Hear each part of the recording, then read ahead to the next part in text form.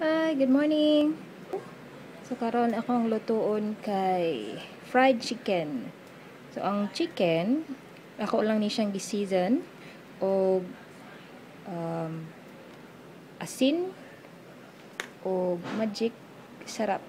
So para maluto siya tarong, ako siyang gihiwaan sa tunga, both sides. So ang imong kinahanglanon lang kay manok, ahos kung gusto mong ahos, ug flour. So, i-coat lang nimo ang flour sa chicken. Enough lang nga ma-coat siya.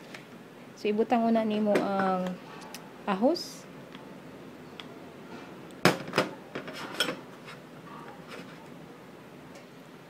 Ibutang nimo ang flour.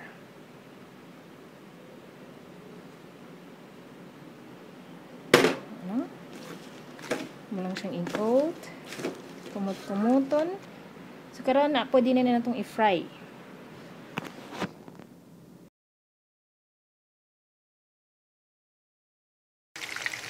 Okay, kung maglunod na sad mo sa next batch, kainayan na sad ninyo balik ang siga kay para dili dahil masunod inyong manok.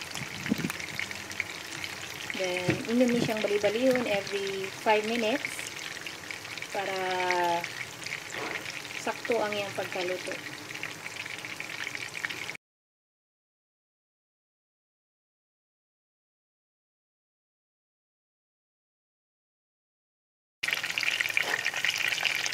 Kung tanaw ninyo luto na ang sulod sa ang ilawom sa manok, no? Inyong pakusgan ang siga sa kayo to high heat para mo crispy siya. Okay?